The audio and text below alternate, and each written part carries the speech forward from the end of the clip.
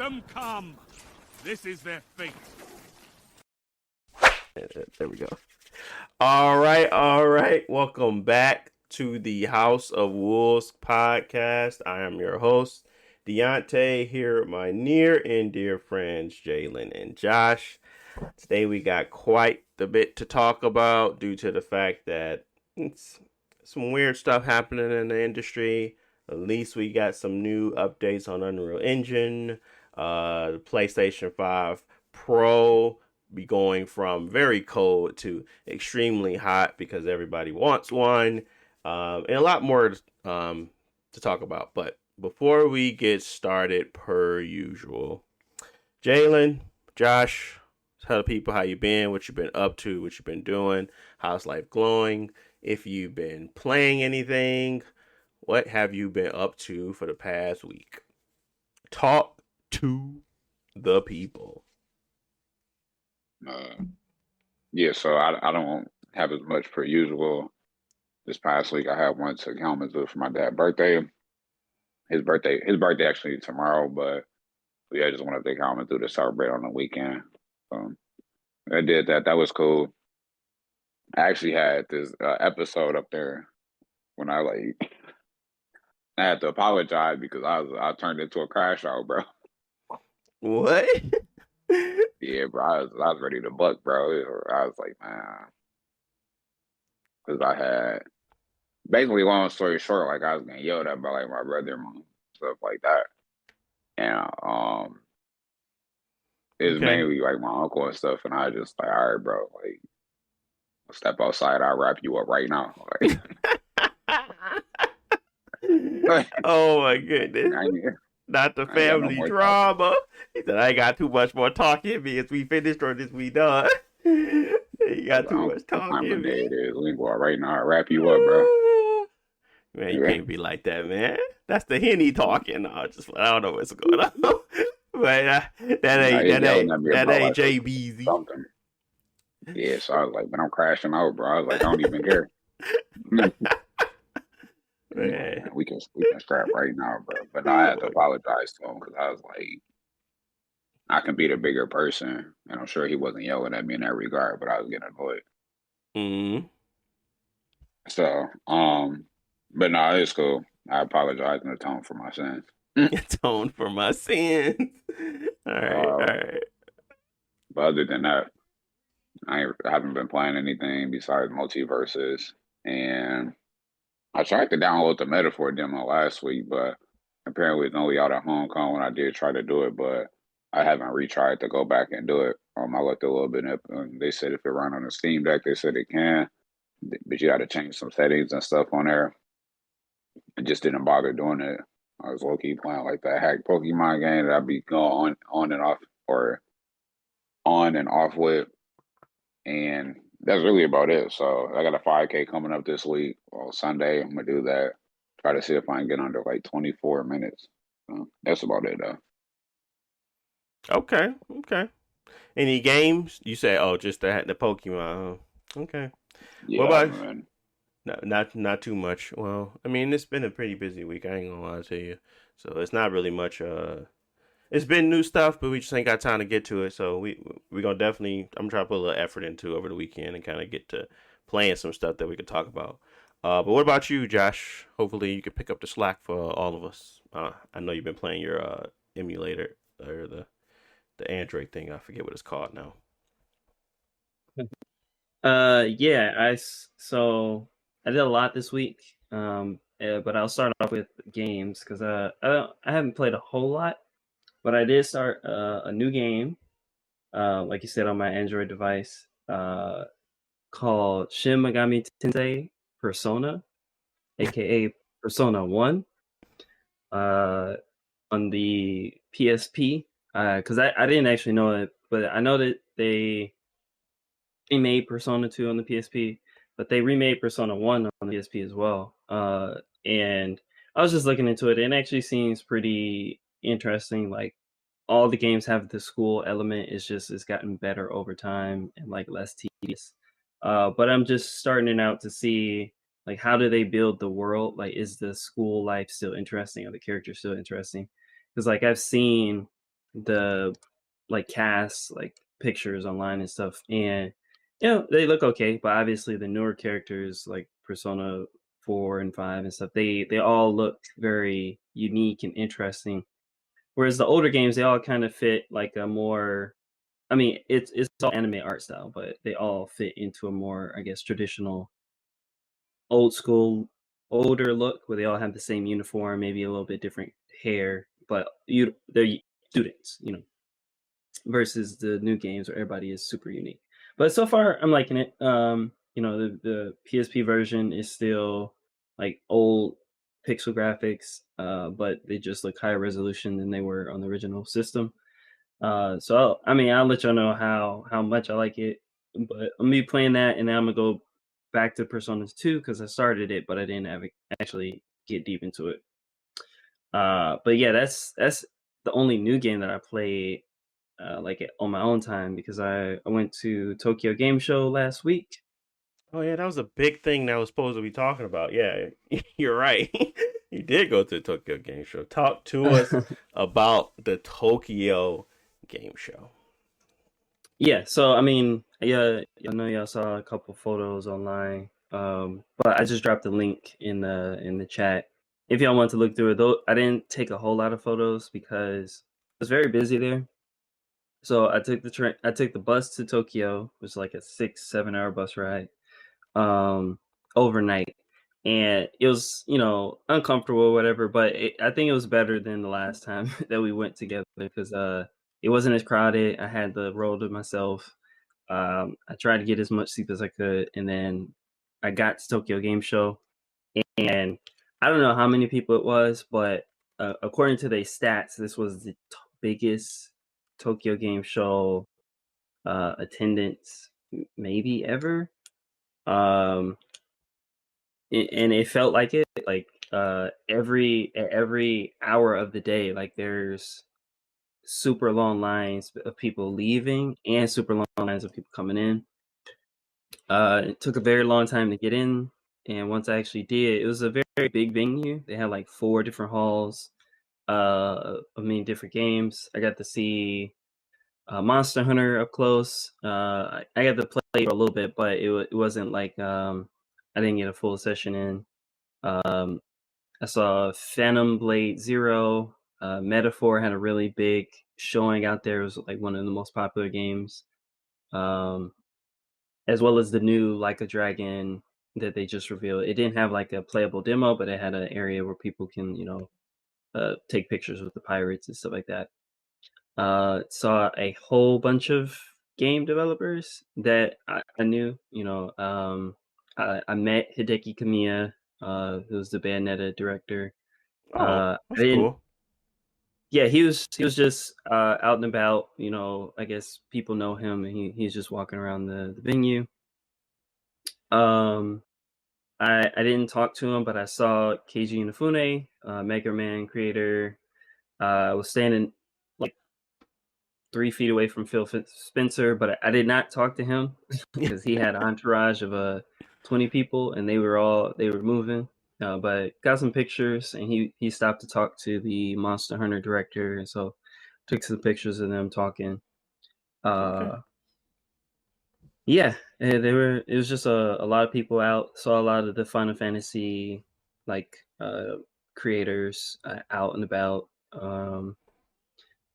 The person I missed was Kojima because I was at Tokyo Game Show for the first 2 days, and he didn't show up for the first 2 days, so I thought he wasn't gonna be there this year.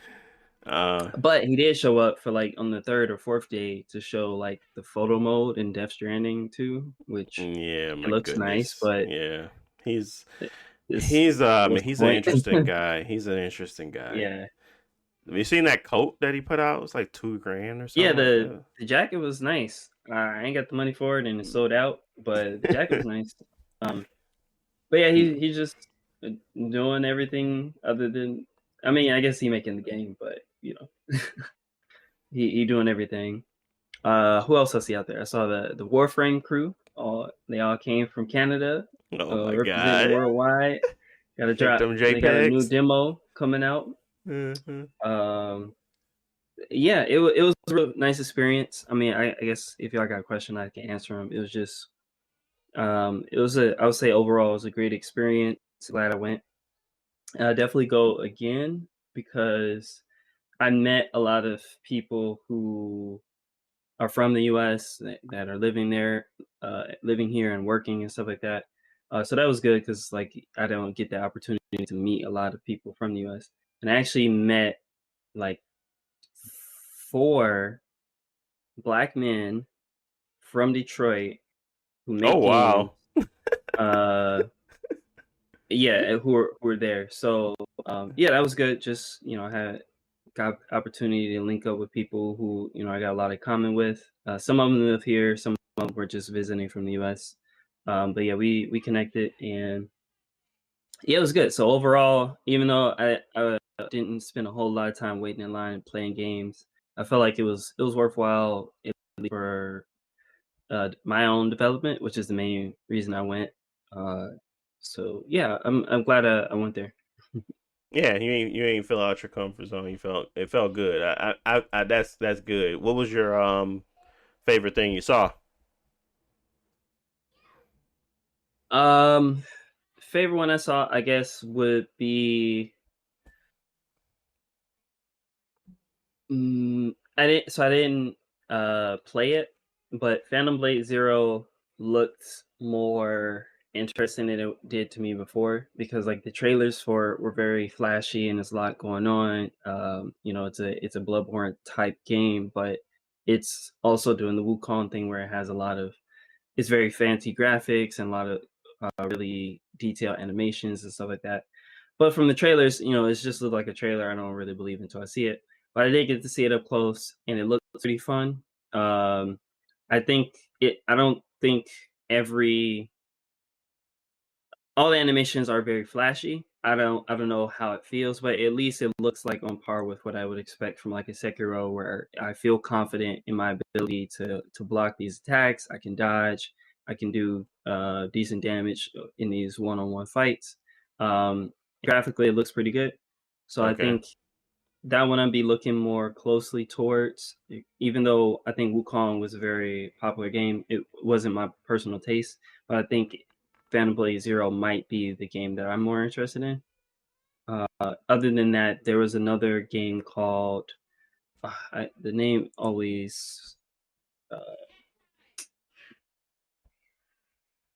Kazan is the last Berserker Kazan or something like that. First Berserker. This Oh, okay. I remember. first Yeah, I know that one.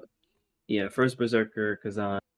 That one is like from a gotcha IP, but I did get to play about like 10 minutes of that, and it was I say graphically, it looks really good. It's realistic, but it's still a little bit more stylized, and it's in a more like gritty or stylized world. Like the area I was in, the sky looks very red, and uh, the ground is covered in snow.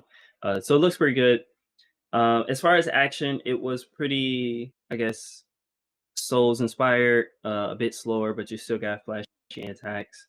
Um, I don't know much about the IP, but I think it was more one of the more interesting games that I've seen that Hmm. are like Souls like games. So I'm gonna look.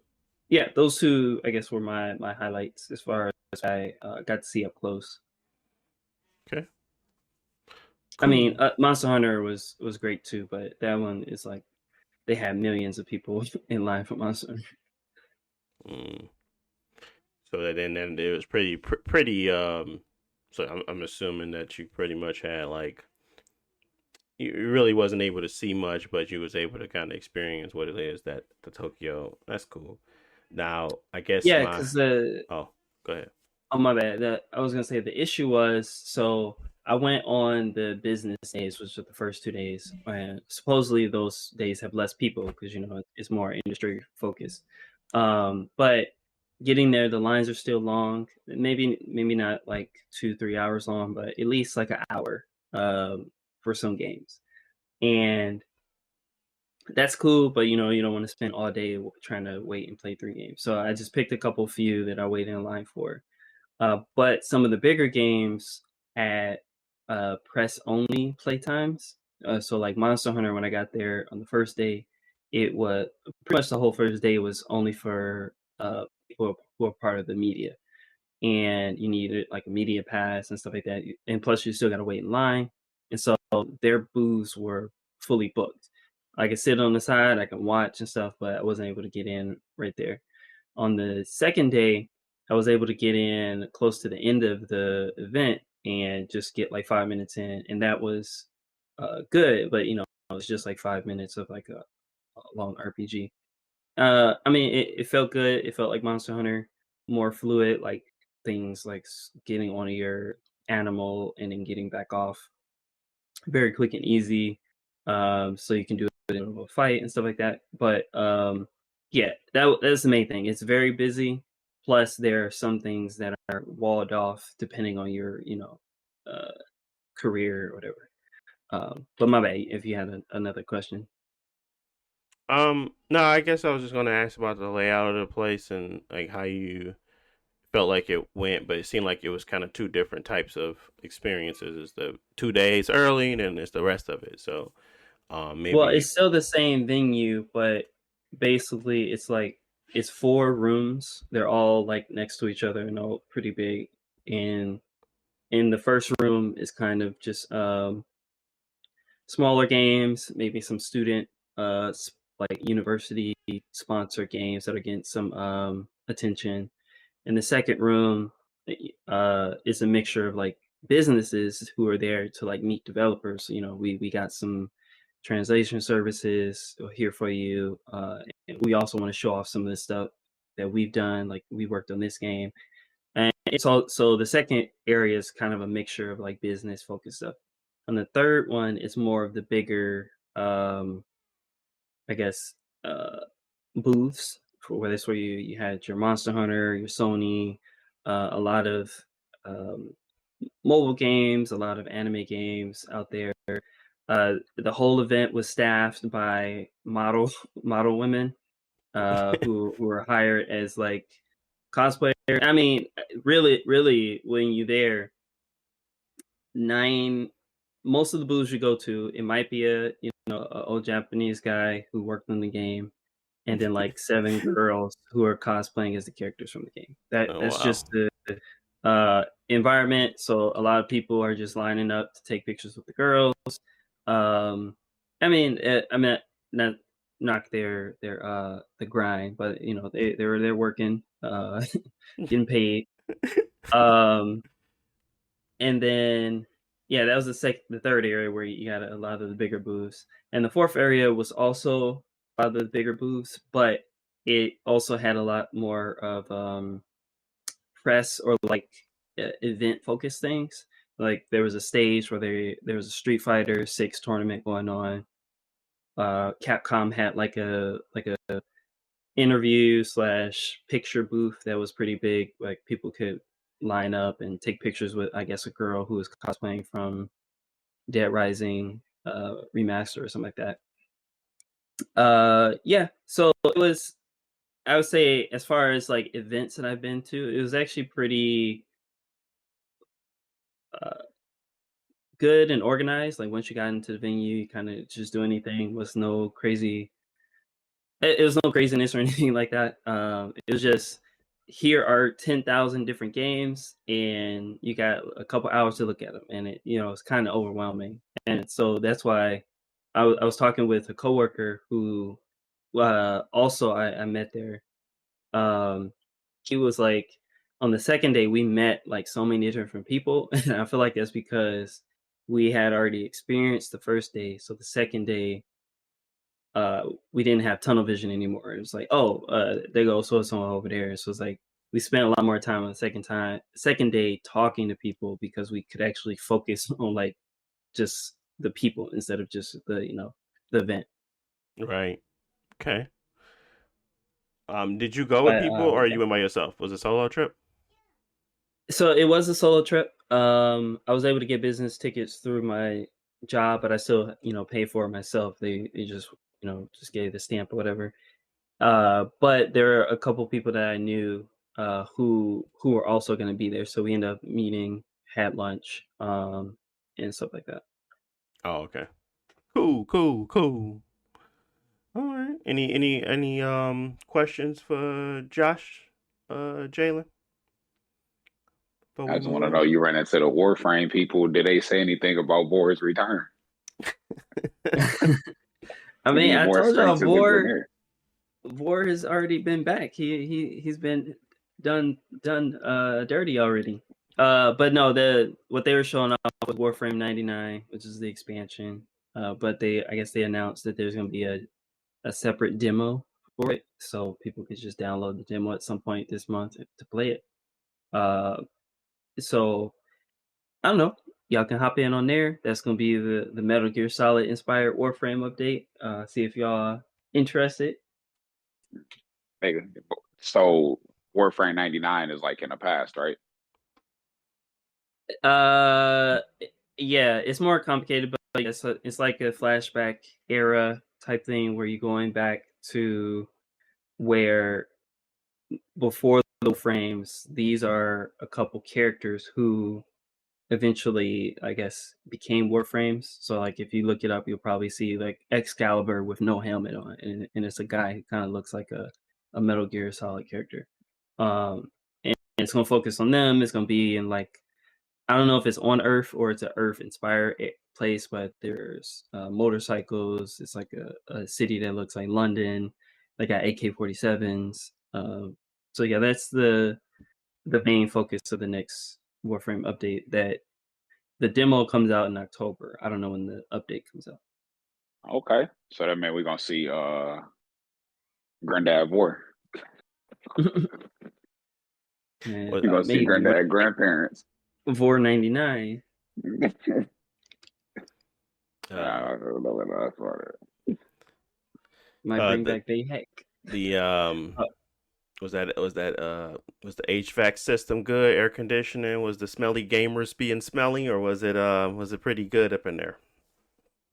I mean, I was there on the business day, so there was no bad smells or anything like that. I don't know what the public days were like. It was very, I mean, y'all know Japan is humid, but it was very,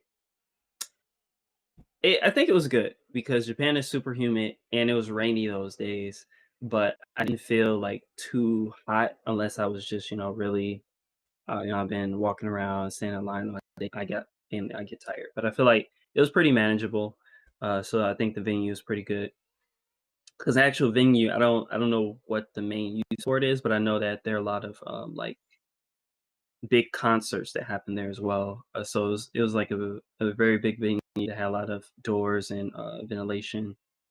And plus the food trucks were outside, so there's no food in the venue itself. So yeah, I think it was pretty good. Okay, well, that's good. I guess let's go. Well, I'm glad you had a good time for sure. But let's get into these topics. Because right now, I mean, I didn't do much. The intro long enough. All I did was play some games, guys. I ain't really had much going on. But let's get into these topics. Let's first start off with Ryujinx biting the dust.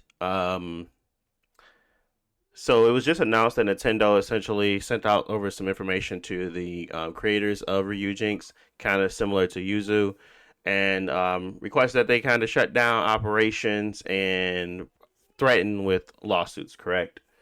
Well, it's unclear because it's kind of like Ryujinx is down now, but it's a lot of speculation about what's going on. But that there seems to be not a lawsuit. It might be a payment or something else that said to take it down, because I guess the creator, they're in Brazil, and I guess the legal system there is a little different. So Nintendo just couldn't put a cease and desist out. But whatever the creator received, he decided to take it down. So a lot of people are speculating, okay, maybe this is something different where it's not a lawsuit, because if it was, it would have been announced as a lawsuit like it was with the other stuff that Nintendo does. But regardless, Ryujinx is down. It's not going to continue development, which makes the two big Switch emulators are gone now. You know, I mean, I could say a piece about it, but yeah, that's the main, I guess, news that just dropped. I ain't got no opinion on it. Do you think it's justified, or I guess I'll point to y'all. Do y'all think it's justified that the current gen emulation is being shut down? I mean, obviously, when it comes to legal stuff, they got any right to protect whatever they got to protect. But I think that Ryujinx was the one that was on the legal safe side. Like maybe they weren't doing anything. This is just working with confines of the law. So if it was some sort of offer or monetary exchange to take it down, that's a business deal at that point. I don't really got a problem with it. But yeah, it does suck when it comes to Nintendo, who are very aggressive with how they do stuff. Obviously, like you said, it's a current gen system, so they have a little more incentive to do it. But even still, a lot of other companies, Microsoft and Microsoft and Sony, rarely ever do anything or say anything about fan projects or things like that. Like I know that somebody's working on Bloodborne emulation. You don't see Sony really saying anything about that until maybe last minute. It's like, okay, well now these people are putting it out. Maybe they're gonna make money on it. We'll just ask them to take it down, but it's not. We're not gonna blow up they the house. So yeah, I'm personally I'm not too sad about Ryujinx, but with the two Switch emulators being gone, that is gonna make it difficult in the future for Switch innovation because Nintendo's gonna be aggressive with protecting it, even after the Switch 2 comes out or whatever. Nintendo's gonna make it hard to access their past library of games. Okay. What about you, Jalen? I mean, I guess like me personally, I never really found them to work real thoroughly. I mean, granted, I was trying to use it like on a Steam Deck, but just thinking about everybody else, I think the fact that Nintendo always making it hard to access their games and wanting to like resell them and things like that, especially for the people who already own the game. And then they can use these emulators to make the game like enhance the experience, whether they want to play 1080p, 60 frames. The people that put in that work and stuff like that. I think it's kind of trash for them because, not all people are using these emulators for like illegal purposes. Some of them are, legal purposes and they playing within the confines. So I think they should have access to it, especially if they already spent money on the software and everything and they just want to play the game at a more optimized experience. So, a lot of times, I mean, obviously Nintendo isn't going to give you the game at a quote unquote optimized experience, right? Or I guess a next optimized experience with the times. They're going to give you their version of the optimized game and just like, hey, that's that. So the people who want to take that time, they're like, hey, I really love Mario. I want to play Mario Odyssey at 4K, 60 frames or whatever. It's taking that ability away from them. So I think it's kind of trash, especially when with keeping in mind that Ryujinx didn't do anything, or I'm not going to say they didn't do anything. From what I know, they were a little bit more on the legal side of things rather than user. So Yeah. and again, a lot of people put a lot of time into this, man. You got hours of the day that people clocking in doing this, and it could be like a portfolio type thing. Hey, I did this, I was able to build that. But you want to still see people be able to reap the benefit of what you built, what you put your time into. That's a good feeling. And they pat themselves on the back when Nintendo snatching away. I mean, I guess you could look at that as an accolade too. Like, hey, man, I was a viable threat, bro. They had to take me out, right? You know what I'm saying? So. Yeah, only emulation only gets popular. It's a design flaw, not a real flaw for It's a design flaw to me. Current gen emulation isn't relevant because why would you? But their design is flawed because they are so backwards in how they approach design that it's laughable. Like old systems could run their games better than their current systems. So that is their problem. That is a design flaw. to me. And as long as they continue to kind of play catch up, I don't think they have an issue in the future. But they, we'll see. Any final thoughts on Ryujinx? Because I ain't really got much outside of that. No, but I'll just say my last piece, I guess, that we've been hearing a lot about the Switch 2, and I think that we're going to be seeing Nintendo be very aggressive with stuff like this, because they want to start out their next generation, I guess, on their own terms, where they kind of wipe out anything that they don't like, and the only place you can get Nintendo games is on the Nintendo platform with a Nintendo subscription. So I think that's just my speculation. But if Nintendo's always aggressive, but if you see recently, they're doing a lot of stuff about like taking YouTube videos down, even though it's not like anything illegal. People, showing how they exactly dump their Switch games on their devices, and Nintendo will still take it down because it's our IP, and you got to take us to court if you want this video back. Nintendo's gonna be doing the most. They had a good generation, and so they gonna ride that high. Yeah, it's gonna take somebody to kind of fight them back to kind of start to see some differences in their approach. But I understand their current gen gripe. That's understandable. It just tells me that they're so far behind. Let's talk about the Horizon Zero Dawn remaster real quick. $10. I think that makes it a little bit different. I guess I can look at it from a different lens. There's a few things, two components that I'm kind of still want to kind of get your guys' opinion on. But price point plus reason, I guess. What do you think the reason is that they want to remaster Horizon Zero Dawn? I point that to both of y'all. Cause they ain't got no game. Something. I mean, yeah. Okay. What about you, Jalen? Why do you think they're remastering this Horizon? You said, why do I think they're remastering Horizon? Yeah, the original Horizon. You tell me. I mean, the same reason they remastering The Last of Us, or probably a little bit less reason, but part of the same reason. Ain't got no game. I mean, we're about to get a Last of Us 2 remaster. Facts. Hey, right, we ain't got no games. We can put this on PS5 and put a $70 price tag on there, and they gonna put the DLC automatically included on there, and then they gonna give you 5 extra minutes of story. So and they probably give you like an exclusive you know what I'm saying, for exclusive to the PS5 version. That's a reskin of the second bow that you get, and it has one new ability, but it later becomes unviable when you get to the halfway point of the game. Yeah, now, so I'll say for conversation's sake is that I think that there's some, maybe it's training newer developers, or they want to test out new technology, or just keep the business talent improving. So they always got something to work on, even if it's a older project.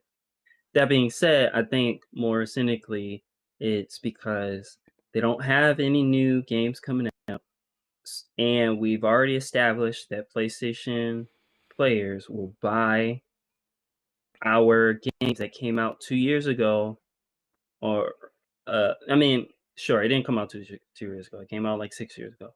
But then we upgraded it on the PS4 Pro, and then we upgraded it for the PS5, and now we're upgrading it for the PS5 again. And people will continue to pay for it every time we do it. And I think that has given them incentive to just keep doing it. I mean, I'm not saying that the Horizon, this new remaster, was like cheap or easy to do, but it's cheaper and easier than doing a Horizon 3 or a different game. So why not just keep selling these upgrades? When other companies like The Witcher did an upgrade for next gen, and that was free. They remade a whole bunch of stuff, and other companies, I mean, we've gotten used to them upgrading their games, but Sony is the only one that's going to upgrade these same games 2 or 3 times and charge $10 every time they do it. More than $10 sometimes. Yeah. Price point, is it fair for what they did to the game? Do you think that 2 hours of additional cutscene or shot cutscenes and motion cap lighting worth it?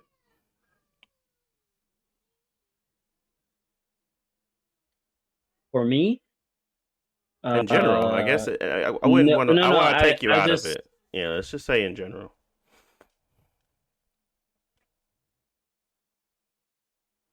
I mean, sure. I guess how much a dollar costs. Yeah, I'm you trying to getting get y'all value to for the point of level headedness of what this is, and maybe it's just because it's like so egregious. Sometimes it feels like you can't be level headed with So these. no, I will say it's not a. It doesn't feel egregious. It Okay. feels like money that shouldn't have been spent, and what they're offering is good. It's not necessary. It's like if you go to a movie theater and you see a movie, and it's like you can pay $2 extra and you get 10 more minutes of movie, and even if it's like it's just $2, and what you're gonna get is gonna be good. But it's like, why is this even a thing? That's kind of the where I'm sitting with it. It's like, yes, they're giving you value, they put time into it. It's technically gonna look better. But for somebody who's already played Horizon, I would say it's not worth thinking about or even bothering with. That would be my stance on it. For a completely new player, getting this new brand new upgraded version for what, $40 or whatever it costs for the full thing, it's like, sure, that's a great value because you're going from 0 120% versus somebody who's already played it. I'm going from 100% satisfaction to 101% satisfaction. Like, it doesn't really matter. What do you think Yeah. about? Oh, go ahead. No, I was just gonna say, in a more level headed stance, like Josh said, it's gonna be valuable to the people that never played it. I do think they need to. What do you know what the price point is? It's still $50, but $10 for the people that already own the game on PC or console. Yeah, man. If somebody really enjoyed the game, want to play it again, and all that type of stuff. But for the people who hasn't played it, I mean, that price point isn't bad. I mean, they getting a full game. Hopefully, if they put in the effort to justify the cost, because I mean, that was a free PlayStation Plus game. So as long as they're not doing it like that and just kind of just up in the resolution and making it just a little bit more cleaner, I don't think that is necessarily 100% justifiable, especially if they gave the game away for free. But again, if somebody new haven't played it, they're gonna get a definitive experience of the game. I mean, I guess that's fine. It just doesn't need to necessarily be done in a way that is done. Just real quick, the PlayStation game, some of the games like Ghost of Tsushima and I think like God of War when the PS5 first came out and stuff, didn't they do like that little $10 upgrade with those games, or how did they do that? I feel like I don't remember. I think some of them got like a $10 upgrade for the PS5 version. But then there was some like God of War Ragnarok did, Horizon Forbidden West did, and there was one more that did, but everything else was kind of like no, you had to buy a different version. Um, Okay, gotcha. yeah, I think Spider-Man also got it. Maybe that one didn't. Maybe that's the one that had to go. That was bundled with Miles Morales, and it was like the remastered. You had to pay for it. Okay, gotcha. Yeah. Okay, well, I mean, my sentiment still stands. $10 not bad. Again, why does it need to be there? And it's fine if it's for completely new players and they actually put in a lot of the time and stuff, and they just didn't reskin the game or up the res, I should say. Like, there needs to be more things added to the game, like a definitive experience. Yeah, I think them just changing the way the cutscenes play out would be significantly better because it was stiff in the first game where they was just stuck on the same and they just went in and did motion capture for those. I think that and But significantly changing the what lighting is enough. Go ahead. I mean, my bad. I'm not targeting you because I think you enjoyed it, but I don't see the point because, like you said, the cutscenes were stiff, so they added motion capture. But if you go back 6 years when the game came out, people praised it, people loved it. They didn't complain about the cutscenes being stiff because the cutscenes were not stiff. They were the best cutscenes that were out when the game came out. And so, yes, now we have better cutscenes, but the ones that were there were great before. And so No, that's kind of that the was a issue is big that gripe. That was a big gripe with the game. Remember, if you no, recall, when they deemed that to be a Ubisoft quality, like that was one of those things that they had. It was like the game's cutscenes were like Ubisoft quality, like not cutscenes, but like actual having a conversation. You know how Ubisoft when they do like Assassin's Creed Odyssey, and you're just yeah, sitting the there and character you watch talking character cutscene. exactly. Those were scenes that they actually complained about, so that was something that they went through and kind of changed. But I get what you're saying. Um, that at that point in time probably wasn't as negatively impactful as it maybe into today, or at least they're trying to make it seem to be. But I remember distinctly people telling me that Horizon was okay and not the greatest thing they ever played because I barely could get buy-in from a lot of people to play that game um, at the I time. guess, but the game still sold like 20 million copies. It still got like a 9.3 on IGN, and it's like it's not a 7 out of 10 game. This was a highly praised game. It's like Yeah, going back. Oh, we gonna redo Ghost of Tsushima cutscenes. I mean, never mind. Ghost of Tsushima had issues, but anyways, I remember people liking Horizon. It just didn't sell a lot at this when it came out because Zelda came out at the same time. But it was still highly praised, and that's why I got a sequel that people also highly praise. yeah, yeah. I So I mean, mean, my bad. I was just saying the upgrade I think is cool for fans of the franchise is just getting something extra to go back to a game that you like. As far as a product, I don't see the point of the whole remaster like this. But this has become Sony's thing. They're gonna release a game. 2 years later, they're gonna upgrade it. 2 more years later, they're gonna upgrade again. And so it's just a weird business decision for me. I get to used mm-hmm. to. Mm-hmm. Yeah. There's just zero. I can agree that's zero justification for this. It's like nothing. I'm trying to find the reasons why it exists, and I can't. I mean, I'm not saying that I can't understand it, their business justification for it. I just don't understand the reason it exists. They have plenty of other games that they could probably remaster that would probably do better. They could do a Sly Cooper for all I care. They could do anything that would give. Bloodborne. Yeah, okay, everybody loves Bloodborne. That's not my favorite, but they I could do mean, but I'm Bloodborne too. saying that's what the people want. People not screaming, "Give me Horizon remaster." People saying, "Give me Bloodborne." Like literally. But yeah, that could be coming down the line. Obviously, there's not like I think that Horizon was the easiest touch because it was already good. Bloodborne was a Man, different system, I guess. technically. I mean, it. Yeah. And maybe that is some a little bit more of a down the line. Maybe it's because it's an outside company from software. They got other projects going on. It's not as if they can just hand it off to somebody to do a remaster for it and maybe not do it well enough. I don't know. Whatever the case may be, I think Nixus, they own them. They can kind of go in and do some of that stuff. I think it's just an interesting choice. Not saying that I don't it's not like I hate it. I just it's an interesting choice to be doing so soon. Especially when they have such a significant backlog of games. Um, what do we feel about remasters in general? I hate them. I feel like new experiences are necessary. What do y'all feel about remasters?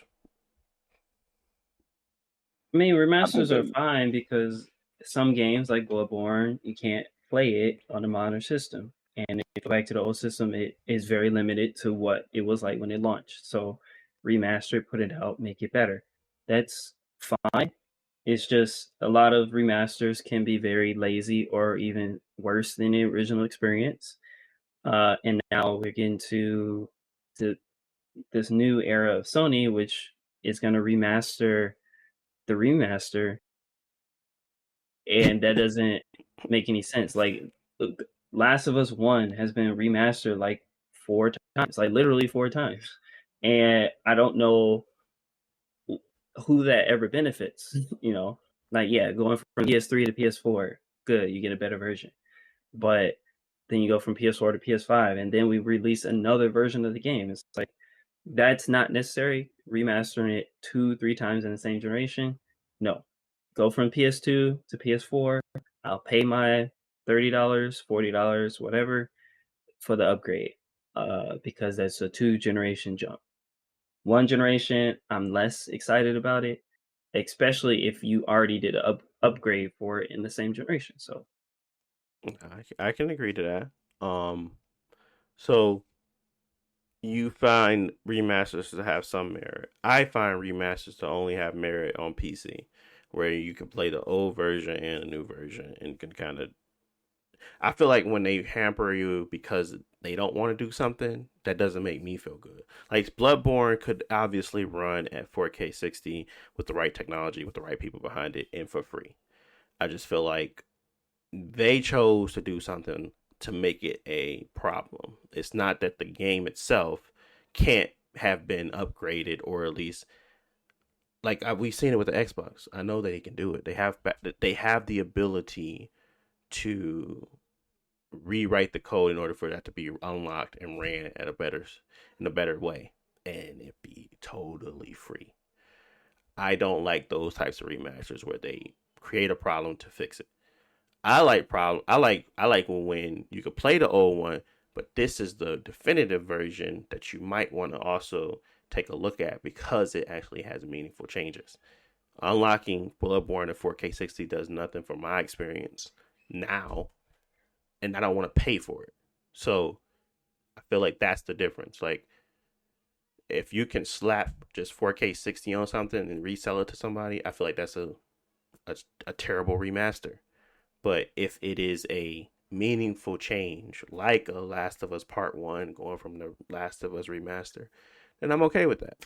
Because it's actually changed. There's actually something different. They changed the engine. They actually upgraded the engine to use the Last of Us Part 2's engine. I'm totally fine with that. That keeps the business going. That keeps the company moving. That keeps the studio busy. But as a remaster for a problem you created, no. I mean, yeah, personally, I'm not excited about either of those situations, like just bumping up the resolution and frame rate, and then No, it's not bumping redoing up the the engine for resolution no and frame reason. rate. I think it's changing the engine. That's if they can Well, tell the that story that's better that's the based thing. on the engine, that's meaningful. There's no debate But that you can't debate that. that's the thing where I don't think I think changing the engine is a lot of work. I think it doesn't matter Why? because if I played, I'm just a game that I enjoyed. If I played Ghost of Tsushima on an old engine and it was a lot of fun, and you put the old game in the new engine, it doesn't matter because I already like the original game. So what's the improvement? Like, yes, we got better particle effects, we got better animations, we got better stuff, but it doesn't change the fundamental game, which was the original that was already fun. I But disagree. anyways, for But me, yeah, okay. a remaster only makes sense for older games. Like if you go play Metal Gear Solid 1, you can't use the analog sticks because it didn't have the analog stick when it came out, and we remaster it, and it's the same game, but now you can use the full controller. It's like, okay, that makes sense because they actually went back and they made a change to the game that couldn't have been done originally. But changing the engine from one game to another doesn't change the experience because The Last of Us it doesn't change with the new engine. It's the same. You're not doing anything that you couldn't do the first time other than making the graphics look better. No, I mean, I hear you, but no. I feel like So Last of Us on PS3 was a 10 out of 10, and then you yeah, play Last of Us Remaster on PS5 and it's a 10 out of 10. What is the measurable difference? not the remaster. I'm talking about part one. You're talking about the Sorry, remaster. I don't actually know the names of all the different versions of Last of Us. I'm sorry. It's The Last of I'm Us, The saying Last of Us the Last of remastered, Us on the then Last of Us PS3. Part If One. you play, if you play Last of Us PS3 when it came out and you loved it, it's 10 out of 10. Mm-hmm. And then whenever they changed the engine, they put it out and you play that version and you loved it and it's a 10 out of 10.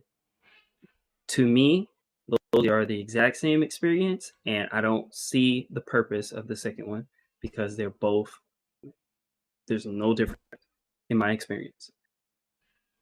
Okay, I'm not saying that you ain't got your opinion.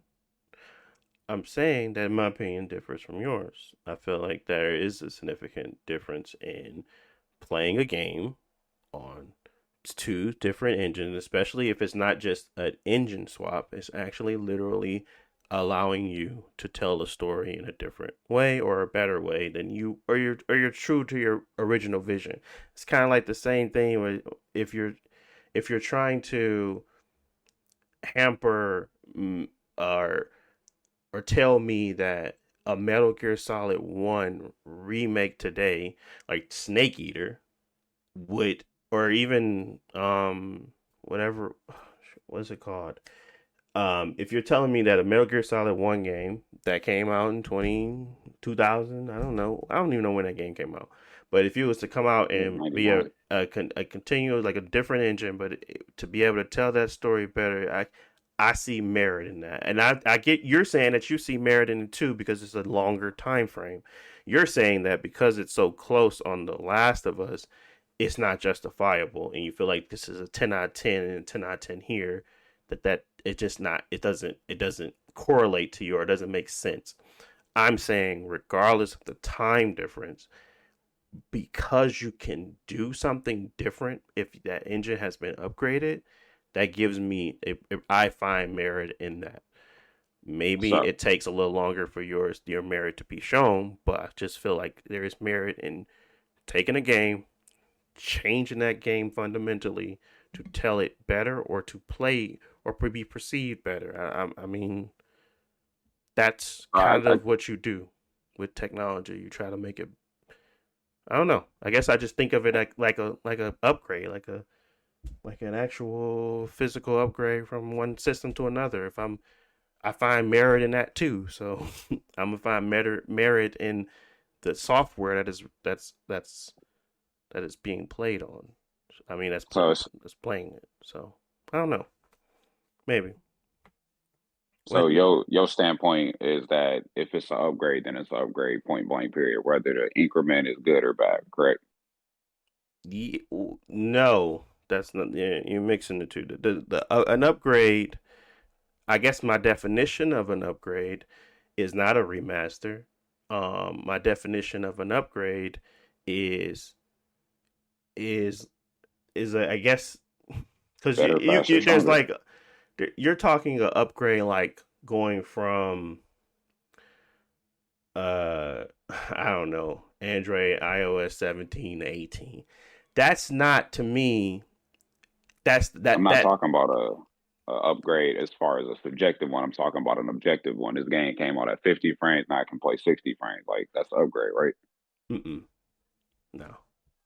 It's not on a technical. It's not on a resolution or frame rate basis. It is literally giving the developer or designer new tools to play with. I cannot say that a new tool can be better hardware. I can't. That doesn't correlate to what I'm saying. It's art. It's different. That's not art to me. That's just better performance. I'm talking about literally changing the ability to make the art better. That's how I define an upgrade. But what you're saying is a subjective upgrade because if you're saying making art better, somebody could argue that that's worse though. How? If somebody, Because so Horizon you is say not art, a good example. That's why I'm Yeah, saying that you always should have the ability to play the original, because that is what I call. I don't want something so a different hampered experience. because of the system that it's on. I want it to be, if this is the original designer's choice and this is what he finds is the definitive version, and it's not just higher resolution and like 4K, that is to me has merit. I guess that's what I'm trying to get at. So what you're saying is you correlate with the developer's vision. So if Yeah, something was hampered with the dev and their process of doing something, whether it's a financial hindrance, whether it's a performance hindrance, whether it's a time hindrance, then a remaster is justifiable because it's more closer to the designer's original vision, correct? I couldn't say a remaster, but yeah. A Okay. remaster to me, that I mean, I guess because I'm Remake, playing in this, remaster, I'm redo. playing with these words and I'm being, it's not very clear and specific. What I want to fall on and fall back on to make sure I'm dying on the right heel is that, to me, when a artist can utilize and wants to utilize new tools, like there's different with Kojima and this whole new Snake Eater coming out. He has no vision for this. They just want to recreate something he did to make money. I'm looking at it from the standpoint, if this is someone that is fundamentally in the weeds of the designing of this new thing, and they want to make it sure that the new technology is providing them new ways to bring forth their vision, like Neo when he did the part one. That is something that I felt like had merit. I'm not saying that everything that's done like that has merit. I'm saying that this specific scenario felt like it had merit simply because of this is how he wanted this to be perceived. He wanted it to, if he could have that technology in the past, or that abilities in the past, he would have. That's kind of So, the justification in my mind around why someone okay. would go back and revisit old work. So for you as a consumer, and I'm not saying you're speaking on everyone, if I went and did a redo, remaster, rework, redesigned the game, whatever you want to call it, basically went back and did something, and I told you this is the way I wanted the vision to be, or the game, the story, this is how I wanted it to be perceived, that would be justifiable for you No, it has merit. I don't justify purchasing or it because I merit. didn't purchase it. It has merit. It has something that I can say makes sense. I'm not saying that I will buy it because I didn't buy part one. I didn't buy it. I know that this is his definitive version, or this is vision, this is what he wanted it to be like. So if I was to ever go back, I say, well, let me see the differences. Why did he want to make this? Versus someone going back to fix a problem that they created, like Bloodborne. To me, that's a problem they created. They don't That game doesn't need to be touched, in my opinion, to the point where the vision will be changed. Like there's nothing that they're going to be doing in that game. No creator or no developer has ever stated, we need to go back to this because we want our vision. We want that. But what he did with Last of Us Part 2, because it's still in his eyes art, was so groundbreaking that he wanted to do that again with his other game. That's a different type of experience to me than going back to revisit Bloodborne and providing 4K 60. Just is. So I can find merit in it. That's all. I'm not I just trying to justifying the price understand. point either, because I'm not justifying that. I'm not trying to justify the price. I'm just Yeah, I know you didn't justifying buy it. existing. I get it. So I just because what I'm trying to do is I'm just trying to pinpoint exactly. Because now my other question is, and I don't mean to spend long on this because I want to ask Josh a question too. So when it comes to this is my vision, these sorts of things. What if he would have said 5 years down the line, well, this is my vision for Last of Us, and I wanted to do it this. and we on a PS. Let's just say hypothetically, we on a PS6. This is the vision I have for when I made Last of Us, and it went back and go ahead and did it and said the same thing. Like that would give it the same merit, correct? Why would he say it twice? Because that is what I'm his just saying true statement. hypothetically. It's a hypothetical question. Okay, hypothetically, somebody go back on their word. He didn't go back on his word. He just No, it's we have just more new technology now. technology. Now We want to do it's something more. 8K. Now we do all this crazy stuff that we couldn't do last generation. So if I could have did this in 2012, I would have did it. But now it's 2025.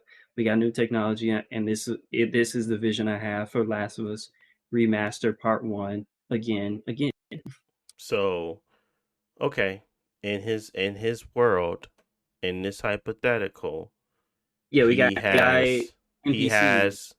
he has merit because he still decided that the definitive edition that he stated previously was not truly the definitive edition.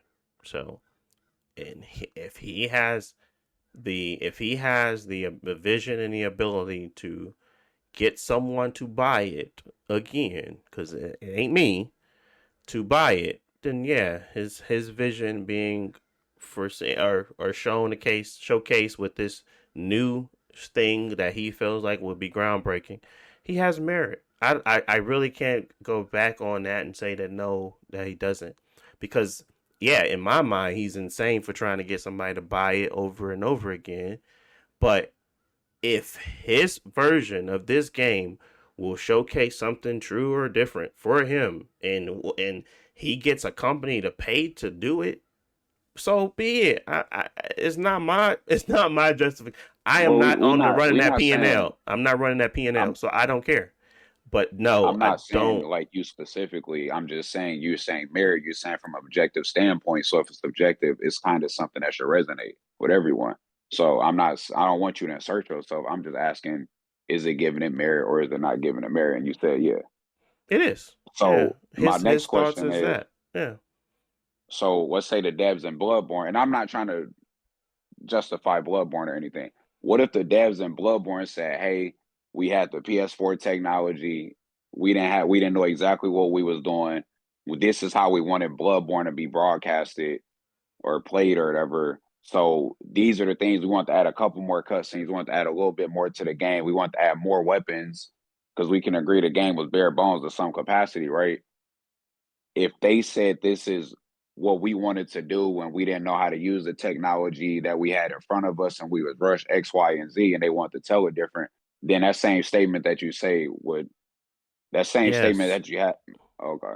Yeah, that would have merit. I think I think that's business 101. I think you have to justify the reasons behind why you're doing something. I feel like remasters don't have a justification yet. And that's simply because I feel like most of the time they're introducing the problem. But if the problem itself is introduced due to a lack of the ability at the time or technology or money or whatever the case may be to showcase a true vision of something, then I can't fault somebody and say no, that's stupid and write you off. I have to provide you the ability to run with your run that down the pipe and see what you get.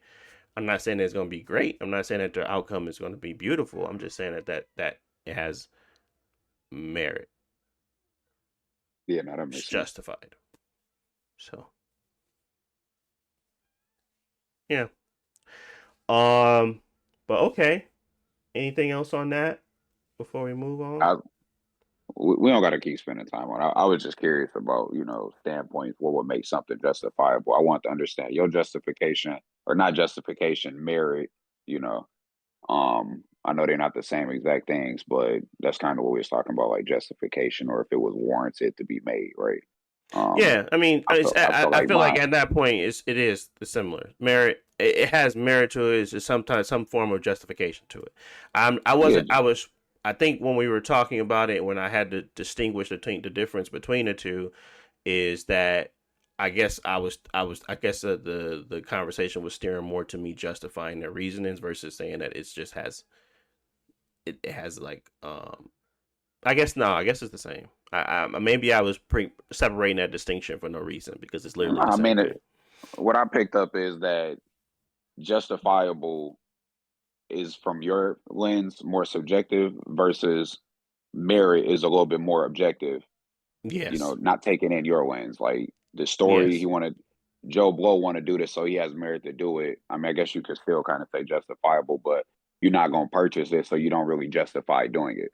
Yeah, I guess Or I was trying to you kind of, yeah. I was trying to distinguish the two when I didn't really necessarily need to because it was more so the way I stated it. It could have been easily separated. I guess in my mind I was separating the two when it wasn't necessary because they both mean the same kind of thing. So, but that is a lesson in English than anything more than anything. What else? PS5 Pro Anniversary Edition. Let's talk about it. So a lot of money was spent. You know what? I'm not even gonna put myself out there like that. PS5 Pro Anniversary Edition came and dropped, and people went crazy over it. People kind of purchased and spent money. Even though they said that they weren't going to spend money. I think once those colors and those special bundles and that, very limited run, it kind of made the hype go a little bit beyond what you would normally expect. And it kind of sold out very quickly. And yeah. Didn't they oh my bad. No, just saying. I was just gonna say the PS5 Pro is looking like a hit, and Microsoft has no answer. So, what are y'all thoughts on the PS5 Pro? Just real quick, when it came to the purchases and stuff like that, did y'all hear? Was it y'all that said something about it, or did I hear somebody else say something about that they canceled some orders because they're trying to stop like the scalpers and stuff like that and bots? Did y'all hear anything like that? I didn't hear anything about any canceled orders. I heard some people having difficulty with their banks letting the payment go through, so they canceled it. But that was about it. Okay. I heard somebody say something they would stop, and I don't know if it's like the controllers because they're trying to stop scalpers and bots. But I did hear the Japan run is now going to force people to have 30 hours or so on their game on the system logged on their PlayStation account, and it had to be before September 19th, so they can't do it today and start. So some people, that's going to stop some bots from being able to just log in and make an account and try to get the console. But yeah, they are going for the upwards of $5,000 right now online. The PS5 Pro bundle, that was $1,000 anyway. So it is a pretty sought after device. But yeah, is this just hype? Do you think the PS5 Pro is justified? We're gonna stick on that word. Man, Goodwill, most of them anniversaries is for scalpers, bro. I was at work and seeing that mug drop. I was like, man, I should cop this mug just for that reason. Yep. So it's too soon to say. Too soon. Because they dropped it with an exclusive version. You see how the PlayStation 4 anniversary one was doing when they had dropped that. Was that actually doing well? Man, I think if I remember correctly, I think back in 2014, people was wanting some cheese for that mug. I can't remember that one, honestly. I feel like it wasn't that big of a deal to be collecting anything at that point. I know for me, I didn't even check on it, so maybe it's different.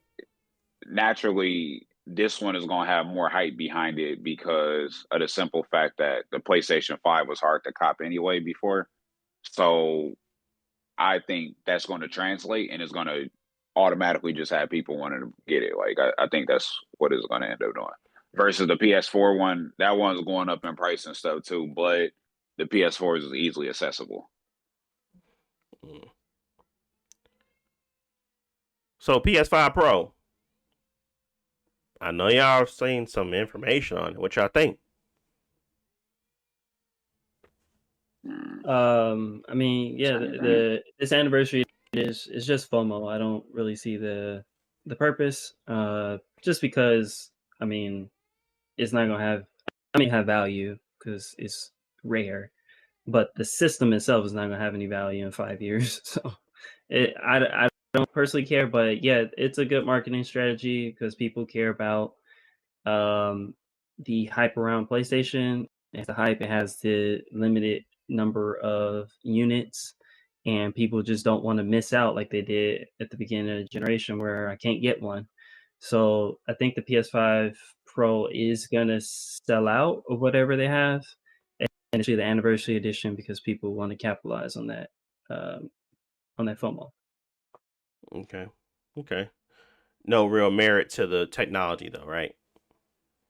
I mean, right now, no, because I know that they're showing it off, but it has to prove it. Like they had new specs, they say it looks better, showed off some screenshots, showing off some videos. It just has to deliver on it, and then it will have value. For me, it has no value. For I think most consumers, I don't think it has value. For people who are enthusiasts who really want to make the best experience only on their PlayStation 5, then sure, there's some value. Okay. What about you, Jalen? Any thoughts on the PS5 Pro? I mean, we talked about it before. You see the stuff that people say online. They was dogging a PS5 Pro when it came out, or not when it came out, when it was announced, talking about the small step for the large increase in price. I think the PS5 Pro will sell okay, depending on, you know what I'm saying, the type of people that want to get it. But I don't think that it's like any, I ain't even finna go into like the justification stuff. We just had a huge talk about it. But it's not, for me, I don't think it's worth it. Again, for some consumers, you know, that wants the best out of their console and stuff, it's there for them. But I don't think that is worth it. And again, I think this anniversary edition sold out the way it did because of scalpers and FOMO. Okay. They came out with a bang. Like, hey, we dropped more than a PS5 Pro. We got that anniversary edition, bro. Like, come get it. They like, all right. Like, Do you think Xbox suffers for any of this? no. No. Okay. Josh? Mm-hmm. Uh, yes, but I think that maybe they can turn it around, but in a sense where PlayStation is going to have for the rest of the generation, PlayStation is going to have the best place to play third-party games on the PS5 Pro. Not everybody have access to it, blah blah blah. But if they want to show off a new game, whatever it is, Monster Hunter Wilds, they're gonna be showing it off on the PS5 Pro because that's gonna be the best version of the game other than the PC version. But they got the best console version, so it's gonna suffer in that sense where the mind share or whatever you call it, where people are talking about PlayStation and they're not talking about Xbox, and that's gonna hurt Xbox the more people talk about PlayStation. That being said, I don't think it's a huge deal other than just PlayStation is just already so much more popular than Xbox is kind of expected anyways. So um, they already said they got new hardware in the works. Maybe they can come out with their next console generation sooner than later, and that could swing it back in their favor because PS5, PS6 is not ready, but who knows? Yeah.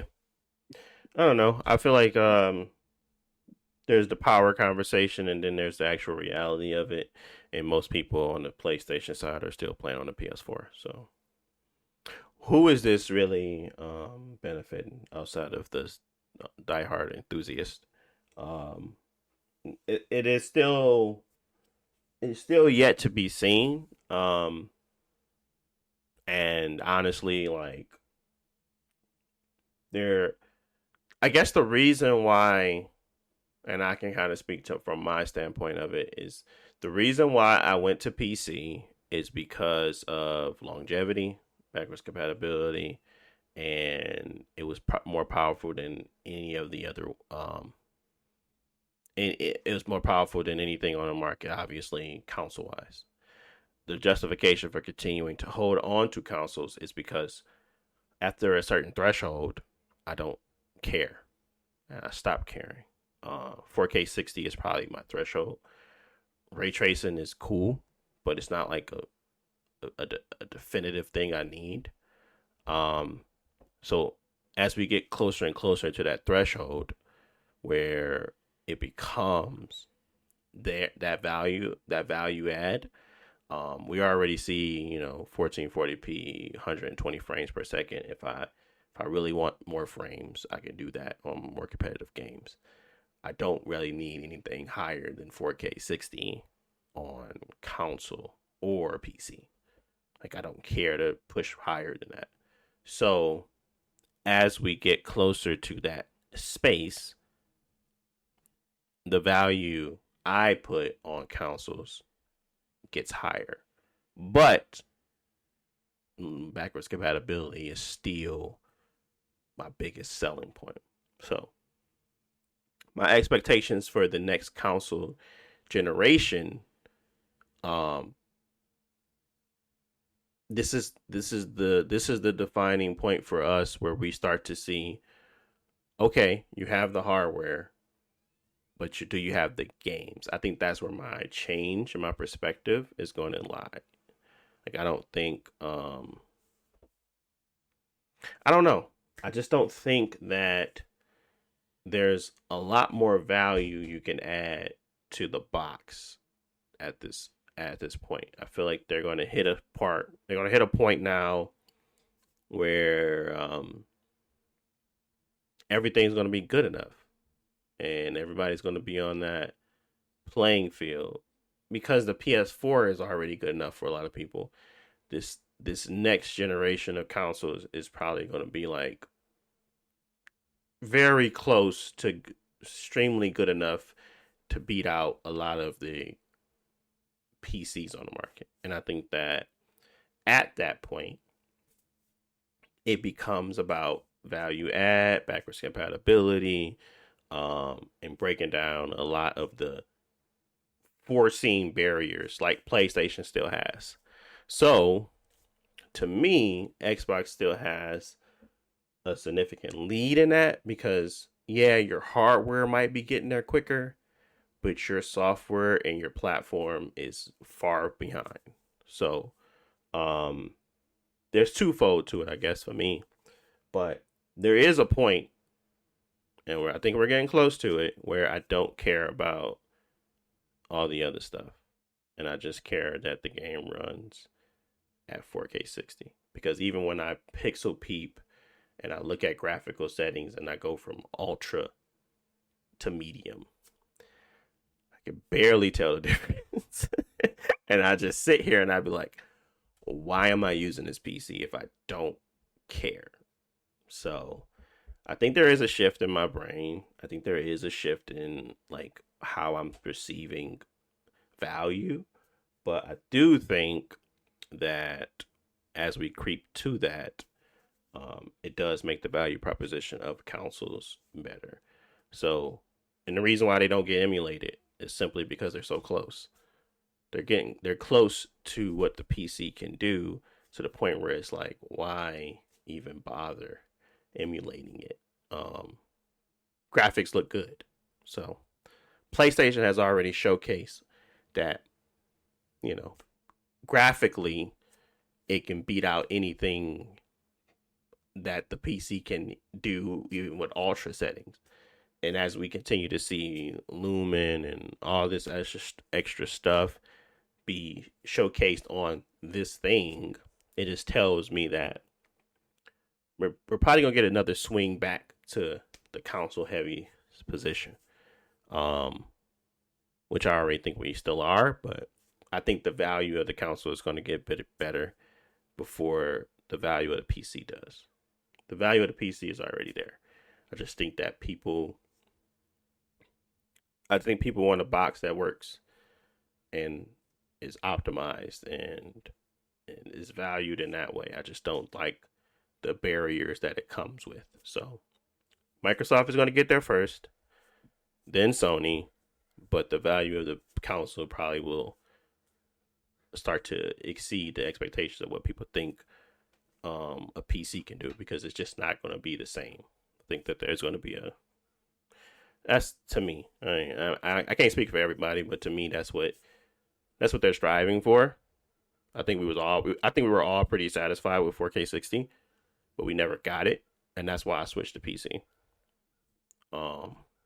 But I think as we continue to get back to the normalcy of 4K 60 being let me not say that, because you know what?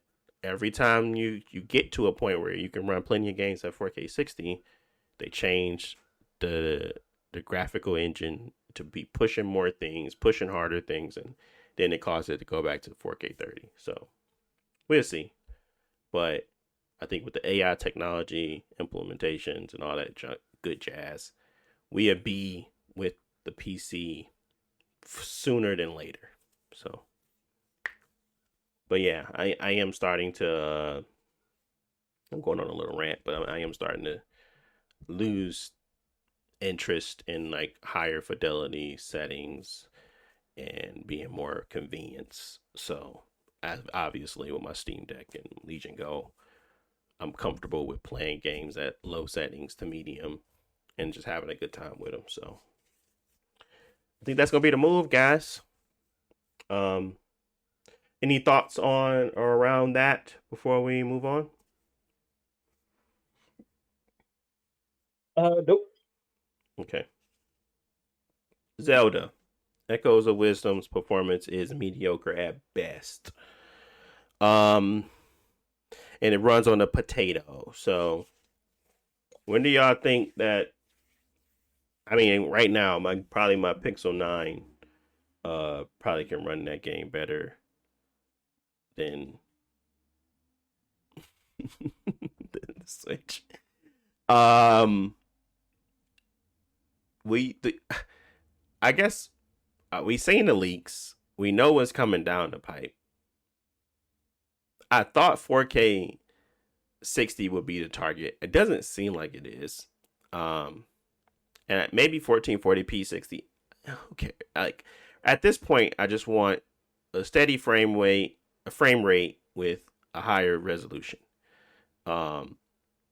And obviously the justification for emulation was always because your console ran your games poorly or ran them at a very low resolution. Do y'all think that this new console is going to actually break out of that emulatable mode, or is it still going to be emulated for a long time to come? Like, do y'all think Nintendo wants to satisfy that crowd? I think the system will have video 4K support. I don't think their games are not gonna run at 4K internally because I think they see a reason for it. And even me, like I never run my games internally at 4K either. So it's like I don't think that's ever their focus. At best, we might get 4K output, but internally it's still 1080p or something like that. But if it can run at least at a stable 60 for most games, I think a lot of consumers would be happy with that because you're at that point you're not compromising. Sure, it doesn't have all the bells and whistles of like a PC, but you don't have a compromised experience, and that's kind of the issue with the Switch. Because like if you want to play Xenoblade Chronicles 2, like I really enjoy the game. It's very fun. Resolution wise, it's very poor, and performance wise, it's very poor. So as long as you can get rid of those two performance issues, I think people would just be happy with the device that they have. Because I mean, with the Steam Deck, obviously it's a PC, so you can do a lot more stuff. But for the most part, you get a 900p or a 1080p experience, 30, 40, or 60 FPS, and that's all that really is necessary. You don't have to push more pixels. You don't have to push for higher frame rates. It's a stable experience. If Nintendo hit that mark, I think they're in a good place. People will be happy with it. It might have other issues. I don't know, subscription services, blah blah blah. But at least whatever the target frame rate is should be stable. I mean, stable 60 and a stable, easy attainable resolution, at least 1080p. That's what I feel is necessary. Obviously, there are other Android devices that can do more and stuff like that, but they're thinking of it as a handheld device, and you gotta serve one specific purpose and stuff like that. But I think if people can play the Nintendo system without feeling like it's compromised, people will be happy. Okay. But you don't think they targeted at home? There's no Nintendo game that's gonna run internally at 4K. No. Okay. No, that makes sense. I'm not saying that they would. I'm saying that I would think that they would try to, within their design, maybe make it not so easily emulated. I feel like because a potato can run their games, it's become a problem for them. Whereas obviously Sony and Microsoft are targeting the higher end, but there's just no justification to emulate their games yet because it's baked in. So I don't know. I would hope that would be something in the back of their minds, like, well, why are we the only ones getting picked on? Well, because you're obviously the only one still behind. So, not saying that they have to push their games in general to that level of quality that their engine can run it. I mean, their game console can run it. But I would obviously, I would future proof my consoles. Like, why wouldn't I do that? I would want for people to not have a need to emulate my stuff because it just makes sense. But I mean, I get it that it ain't my console. I get that.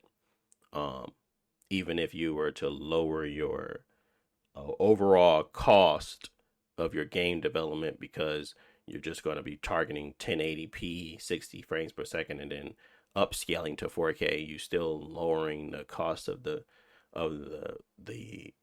system, or lowering the cost of development, or maybe even just lowering the cost, because I don't think they're going to make their games run significantly better or even add in implement new changes that make them so high end. I just think to avoid someone saying your Switch can be emulated on this Pixel 6 or Pixel 7, I think that's smart. You know, I think that they should try to overshoot for third parties, and I think they should try to overshoot to justify the lack of emulation. So what are the targets that you think they need to succeed? Baseline, I say Series S or better, that quality. Because then they're hitting something that's still in the current gen space that no one is emulating. But at the same time, no one is emulating some Xbox because they ain't got no games. Maybe everybody is still gonna emulate Nintendo. But that would be my baseline. I would think that they should be as powerful as the Series S.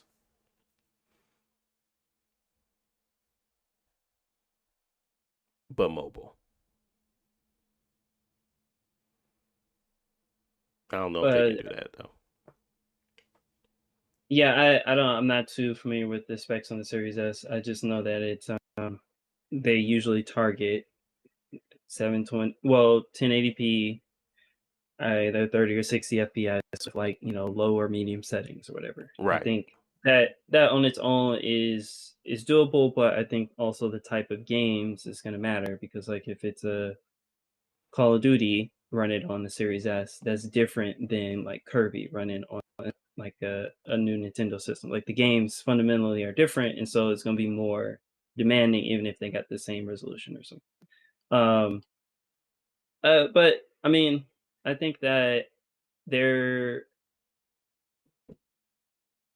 there's always going to be people who want to emulate.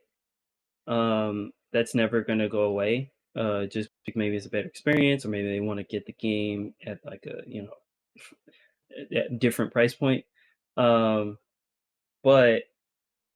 I think for most people, at least the people I know, most people, it becomes frustrating to get on the Nintendo console because either Nintendo services are annoying to use, like I want to play Smash, I want to play Monster Hunter, something like that, and the online infrastructure is not good, so I want to play it somewhere else. Or B, like I said, with Xenoblade, the game feels diminished or compromised because of the platform it's running on.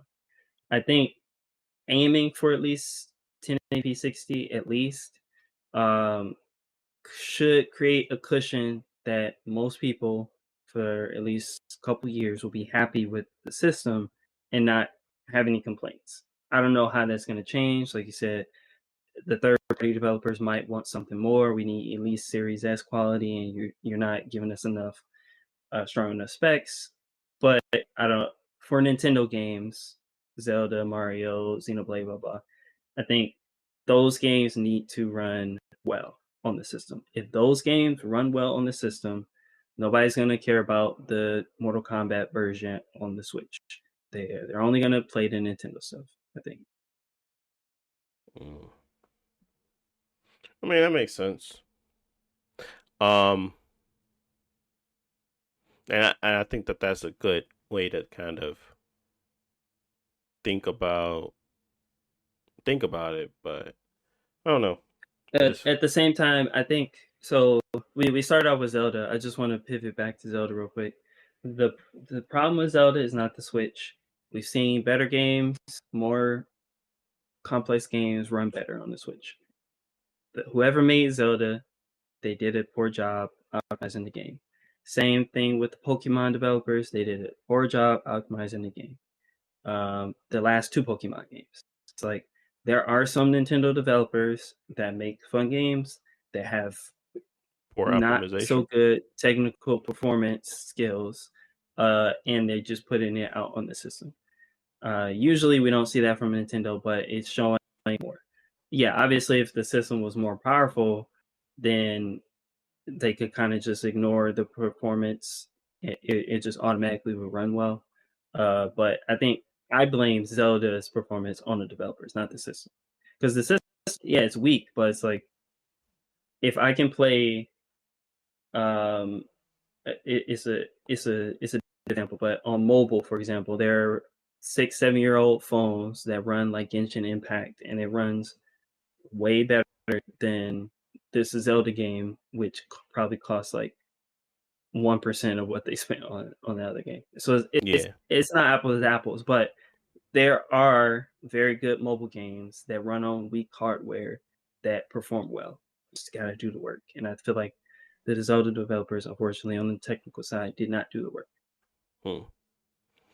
Yeah, I mean that is the case as well. I know for Tears of the Kingdom, they probably optimized the crap out of it, and it still kind of ran poorly. But I can see that one. Yeah, they got limitations, and virtually that's the most that the system can do. Yeah. You can't look at that Zelda game and tell me this is the most that the system can do.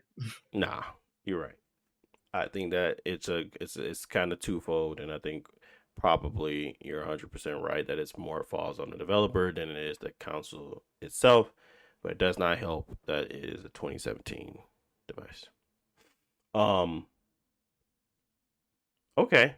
Well, any other things? I did want to mention that, just wanted to take it back. God of War Ragnarok does not have poor performance. It's not that it's a bad game. I think that right now it's just that it's two things. The sign-on is a problem, and the fact that it's not performing well. It's not like it's not selling well, not performance. The performance, there's outliers, there's certain things, there's like data, the VRAM leaks, and there's a lot of stuff been patched already. So it wasn't as if it was a poorly optimized game for PC. It's one, people are not happy with the sign-on requirements, and being always online does have an impact to performance. But you could just, I think there's a bypass. You can just go play Steam offline, and you can still play the game without the issue. Um, and then there is the whole just overall selling of the game. It's not doing so hot right now, and as of right now, I'm still seeing about 17,000 people playing it, but it's a major Sony release. Um, and it's not doing as well as the original. I think it's just I think it's a lack of the novelty now of it. People, and plus it feels like more of the same. It was kind of that same thing with Forbidden West. Horizon, going from Horizon Zero Dawn to Forbidden West, it's more of the same. So you kind of, it's not that they don't make improvements, but Ragnarok and God of War is kind of more of the same. So one, they didn't advertise it all that well, and two, people aren't checking for it because they probably either played it already or just haven't heard of it, or more than likely just don't care. So I think that there's a mixture of it in the performance that it's currently having. But I wanted to make sure I pulled that back and state that it's not necessarily that the game runs terribly. It's actually pretty okay. It's more around the other aspects of it. So, any thoughts on God of War Ragnarok on PC? No, I was gonna say I think that maybe marketing games on PC it's a different environment. Whereas for the PlayStation, it's we have 2, 3, sometimes 2 or 3 years of lead up to the game. We see it at game shows, we see it at State of Play, and people are hyped for it, and then they play it, and that hype is not going to be there anymore 2, 3 years when it actually comes out on PC. Even if people want to play it, those people have seen so much media of it, or it's like they're maybe tired of it, or just don't care anymore.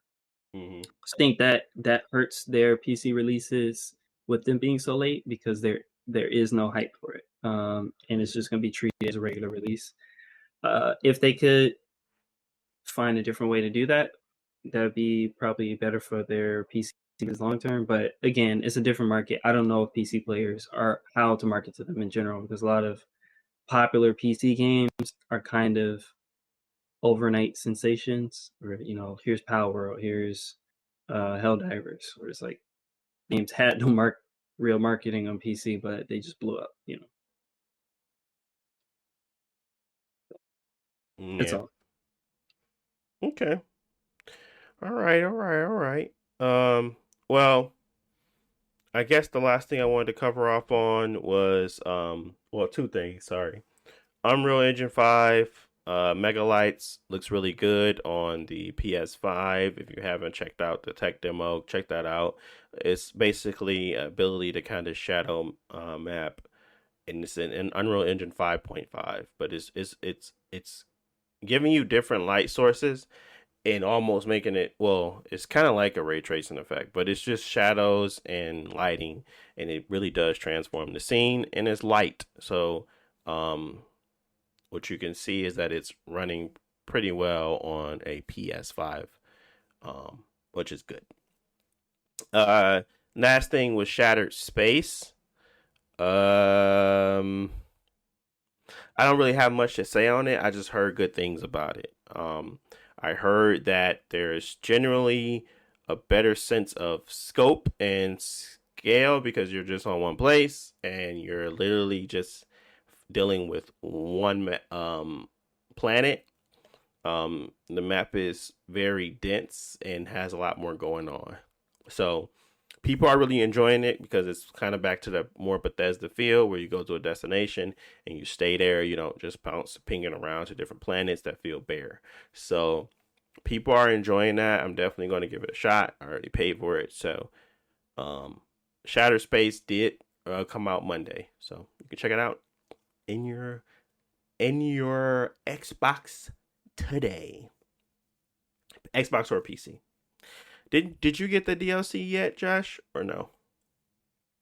No, because I never actually bought the game. I was gonna buy it on Steam, but I just ended up playing it all the way through on Gamepad, on Xbox, on PC. So I'll probably just do the same thing. I just boot up my PC version and play it on there. Gotcha. Okay.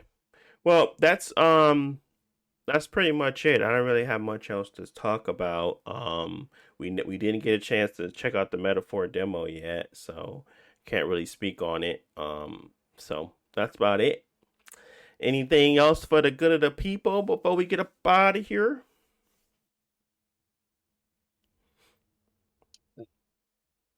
You know, Yeah. Nah. no, it's what is it? It's October now. It's Call of Duty season. You know, it's time for our yearly Call of Duty time. You ready, Jalen? It's gonna be in Game Pass again. soon. You gotta buy that Game Pass. Stop playing. Man. Yeah, you got extendo clip. Extend that boy, so we can go ahead and play a couple matches. Remember why we don't like it, and then go back to Overwatch. But you gotta play it. We gotta get through the Call of Duty to get back to the Overwatch. I ain't playing that game, bro. Man, yes, you is. Ain't nobody trying to hear that, man. Ain't nobody trying to hear that. Y'all too busy. I'm not trying to hear that. Man, he gonna say my goodness. He gonna say he ain't gonna play it, and then a couple weeks was like, I was playing Black Ops 6 with George and them. It was fun. Yeah. Oh my god. He said he gonna cop it, so we just gonna game share. Oh my goodness. All right, bro. Let me just play yours, bro. Oh man, you can get the Game Pass. Stop it. I'm gonna just play his. I guess they do got that Game Pass family, but I don't know how much it is. Nah, he got on this. He said he gonna get on his PlayStation, and we game share right now. Oh, I see. Yeah, so that I play with you. I'll be right on that PlayStation with that mug. Yeah, okay. Nobody gonna be playing it on Xbox, huh? Everybody gonna be. It's crossplay. It's crossplay. What you talking about? Exactly. Nobody gonna be playing on a PC and PlayStation. No Xbox. Y'all hear that, folks? I got my Xbox. I got my Xbox. What are you talking about? What you gonna play it on your Xbox or your PC? Xbox for. I'm playing on my Xbox because I don't feel like playing it with remember last time it kept crashing? Yeah, I played it on Xbox because it didn't work on PC for me. Yeah, it kept crashing. So, like I said, man, there's merit to having everything. Merit to having that Xbox. It's justified, huh? It's justifiable. You can justify it easily. You say that thing crashing. That's why I got it. So, man, we'll get on there for sure. Justifiable merit to get the Xbox. Justifiable merit. You gotta say it 2 times so they understand it. Justifiable merit. Yeah, you gotta double up on it. But yeah. Yeah, that's gonna be a good time. You're gonna really start seeing people get earthed around corners. Like, how did he hit me? He over there Omni movement. He over there using that Omni movement. Coming around that corner while he shoots, sliding over cars. Oh my goodness. I can't wait to see the highlights. I can't wait. It's gonna be crazy. But all right, y'all. I appreciate you listening. If you got this far, you're the real OG. We want to thank you, as always, for supporting, listening in, and tuning in. You can check it out on the BCD Universe YouTube channel or wherever you get your local podcasts, Spotify, Apple, you name it. We're there. So thank you for listening, and we will talk to you all in the next one. Peace.